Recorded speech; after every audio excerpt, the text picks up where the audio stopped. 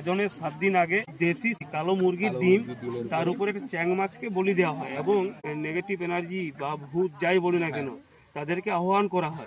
আর বাকি বিশদ তথ্য আমাদের যে বুগড়ি দর্পণ পত্রিকা দ্বিতীয় সংখ্যায় এটা প্রকাশ করা হবে। আমরা এই মুহূর্তে আছি পাটতেতুলের শিলাবতী নদীর একটা ঘাটে।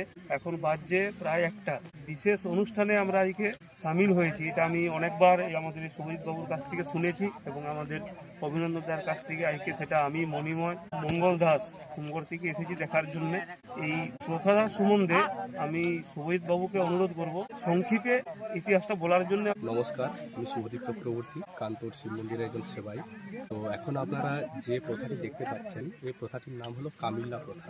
তো এই প্রথাটি কামিল্লা ভগবতীর ঘট আবাহন করে এই প্রথাটি তোলা হয় এবং এই প্রথাটিতে একটি কালো মুরগির ডিমের উপর একটি চ্যাং মাছকে বলি দিয়ে আমাদের কামিল্লা ভগবতী মায়ের ঘট নিয়ে যাওয়া হয়। তো অ্যাকচুয়ালি এই প্রথাটি সূত্রপাত হচ্ছে আমাদের পূর্বপুরুষ পরম শ্রদ্ধেয় শ্রী কুঞ্জবিহারী চক্রবর্তী মহাশয় যখন গাজন উৎসব যখন সূচনা করবেন বলে মনস্থির করেছিলেন, ঠিক তারই কিছুদিন পূর্বে আমাদের মন্দিরের যে রূপোর সাপটি, বাবা কান্তনাথ মহাদেবজি বলার যে রূপোর সাপটি, সেটি চুরি হয়ে যায় এবং সেটি যখন চুরি হয়ে যায়, তো আজকের দিনে এই পাটতেতুলের এই ঘাটটি, যেটিকে বর্তমানে আশাপুর ঘাটও বলা হয়, যেটি পাটতেতুল এবং আশার গ্রামের সংযোগ স্থল আর কি, এখানেই বাবা রূপোর সাপটি পাওয়া গিয়েছিল এবং সেই সময় ঠিক আছে নাপিত সম্প্রদায়ভুক্ত যেসব মানুষজন রয়েছে তারা বাবা কুঞ্জবিহারী ক্ষৌরকর্ম করতেন। তো সেই কারণের জন্য তারা যখন আমাদের কান্তর মন্দিরে খবর দিয়েছিলেন যে আপনাদের মন্দিরের সাপটি এখানে পাওয়া গিয়েছে, তো সেই আসতে এই প্রথাটিকে চিরস্মরণীয় করে রাখার জন্য এই আমাদের পাটতেতুলের এই ঘাট থেকেই এই কামিল্লা প্রথাটি উদযাপন করা হয় এবং কি এখান থেকেই গাজনের প্রথম সূত্রপাত।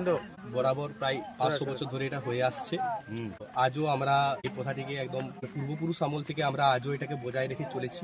এটা মূলত আমাদের সুবোধ বাবু যেমনটা জানালেন যে গাজনের 7 দিন আগে এই পাটতেতুলের ঘাট থেকে এই প্রথাটা করা হয়। এখানে মূলত দেশি কালো মুরগির ডিম, তার উপরে একটা চ্যাং মাছকে বলি দেওয়া হয় এবং লোকশ্রুতি এটা যে এই নেগেটিভ এনার্জি বা ভূত যাই বলি না কেন তাদেরকে আহ্বান করা হয়। হ্যাঁ, এখানে মূলত হচ্ছে আমাদের যে বলা হয় যেসব নেগেটিভ এনার্জি আছে, যারা হয়তো ভূতপ্রেত বিশ্বাস করেন বা হয়তো অনেকে করেন না, সেই মান্ধাত্তার আমল থেকে এই প্রথাকে আমরা বজায় রেখে চলেছি এবং কি এই আজকের দিনে আজই সেই বিশেষ দিন যেদিন ভূতপ্রেতকে মানে বাবার যে চেরাচামুন্ড যেটা বলা হয় আর কি, যে নন্দী ভিঙ্গি সহ অন্যান্য যে ভূতপ্রেত রয়েছে, তো তাদেরকে নিমন্ত্রণ করা হয় আজকের এই প্রথাটির মাধ্যমে।